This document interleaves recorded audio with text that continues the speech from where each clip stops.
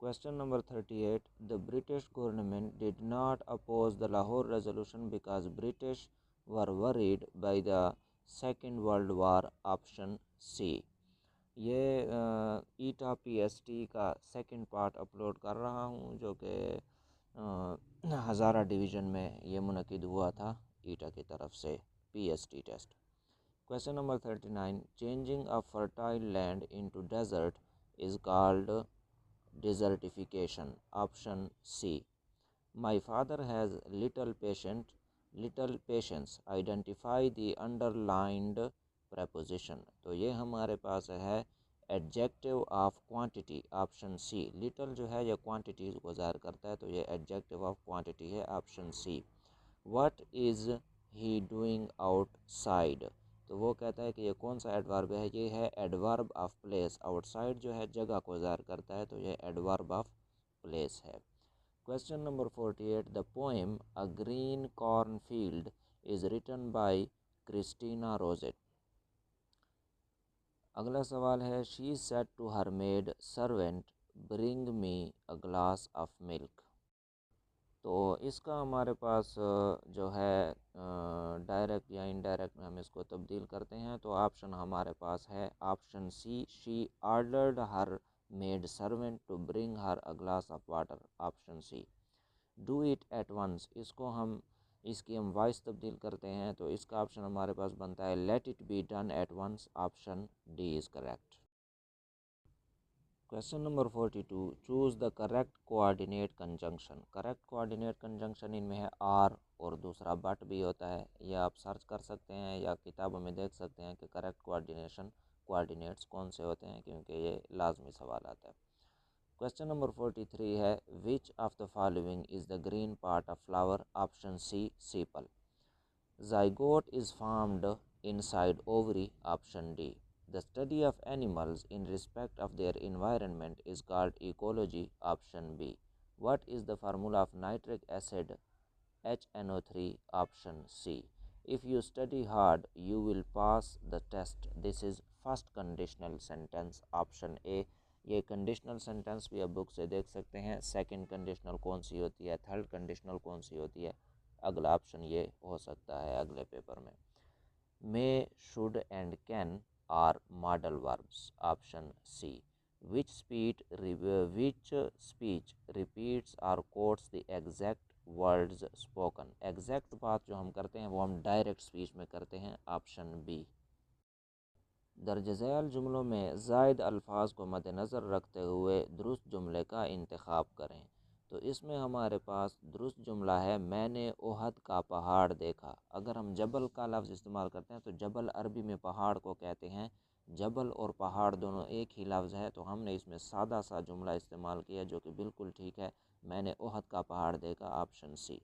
In January 1929 all parties Muslim conference met under the presidentship of sir Aga Khan at Delhi. Option C. A an खाली जगह can stand alone as a sentence. तो ये जो है stand alone नाम से ही ज़ाहिर है कि ये इंडिपेंडेंट क्लाज है, क्योंकि ये स्टैंड अलोन इसका अपना मतलब निकल सकता है। Option be independent clause. Repetition of the first consonant sound in a line is alliteration. Option D. My house is bigger than yours. Option A, क्योंकि हम दो चीज़ों को कंपेयर कर रहे हैं तो इसमें बिगर का लफ्ज़ आएगा। Option A is correct. Summary of a text is usually written in the present tense. Option C. अगला सवाल हमारे पास दिया हुआ है if A is equal to A B matrix A B and B and A square is equal to L M N A then the value of L M. L M की वैल्यू हमने फाइंड करनी है, तो इसका हल जो है बहुत आसान। इसमें आप देख सकते हैं कि ए की वैल्यू हमें सवाल में दी हुई है ए बी एंड बी ए, और ए स्क्वायर की वैल्यू भी दी हुई है। तो हम जो है ए स्क्वायर को हम हल करते हैं तो ए स्क्वायर को हम किस तरह लिखेंगे, ए स्क्वायर इज़ इक्वल टू ए को हम दो दफ़ा लिखेंगे, मल्टीप्लाई करेंगे, दो दफ़ा लिख के मल्टीप्लाई करेंगे। ए बी बी ए और दूसरी दफ़ा भी ए बी बी ए लिख के इनको मल्टीप्लाई करेंगे। मल्टीप्लाई किस तरह करेंगे, पहले मैट्रिक्स की का कॉलम और दूसरे मैट्रिक्स का रो, इन दोनों को यानी कि ए को ए से फिर बी को अगले बी से ज़रब देना है। इस तरह इनको मल्टीप्लाई करके हमारे पास ये वाला ऑप्शन बन रहा है। और ये हमारे पास किस चीज़ के बराबर है, एल एम और एन ओ के बराबर है। सवाल में दिया हुआ है कि ए स्क्वेयर हमने जो है ये फाइंड कर लिया है और सवाल में दिया हुआ है कि A square L M N O के बराबर है। तो इसको अगर हम कंपेयर करें तो एल की वैल्यू जो बनती है A square plus B square और m की वैल्यू बनती है A B plus A B, इसको जमा करें तो 2ab बनता है। तो ये हमारे पास ऑप्शन वो वाला करेक्ट होगा जिसमें ये दोनों ऑप्शन होंगे A square plus B square and 2ab।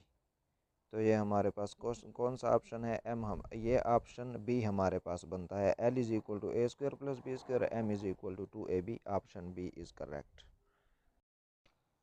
अगला सवाल है, if A B and C are the sides of a triangle and if A square plus B square is equal to C square then the triangle is right angle triangle. ये जो A square plus B square is equal to C square, ये किस चीज़ का formula है, right angle triangle का formula है, option ए। इब्तदा में खाना काबा हज़रत इब्राहीम अलैहिस्सलाम ने तामीर किया था, ऑप्शन ए। अर्ज़ दुनिया के मानी है दुनिया के फ़ायदे, ऑप्शन बी। अगला सवाल है, which of the following is used in match industry, option D red phosphorus या सिर्फ फास्फोरस। अच्छा, ड्राइवर ने गाड़ी एहतियात से चलाई, इस जुमले में मफ़ऊल की निशानदही करें। मफ़ऊल वो होता है जिस पर काम किया जाए, फ़ाइल जो काम खुद करता है, मफ़ऊल जिस पर काम किया जाए, तो गाड़ी पर काम किया जा रहा है तो हमारे पास मफ़ऊल जो है गाड़ी है, option A. Interfluves refers to the land area between two adjacent reverse.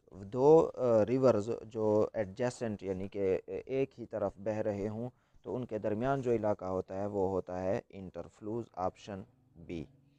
According to the Nehru report Hindi should be made national language, option B. The cat is hiding in the bush, option ए।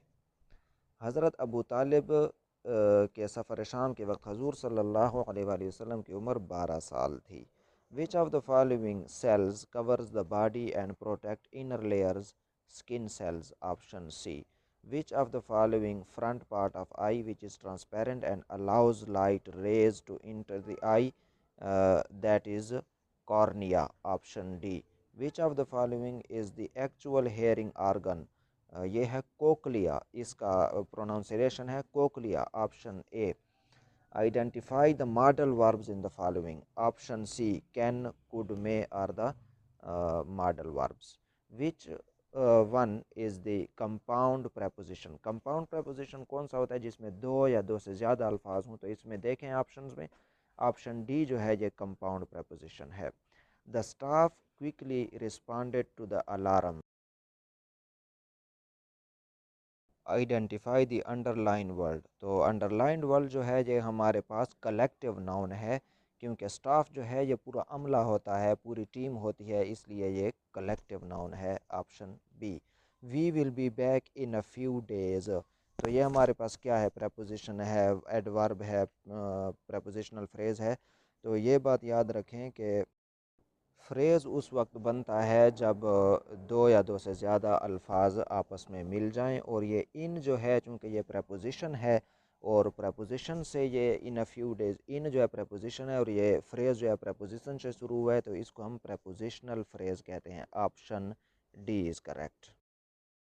अगला सवाल है, is are the organisms that break down और decomposes dead plants and animals, तो ये हमारे पास fungi और bacteria दोनों का यही काम है, तो option C is correct, both A and B.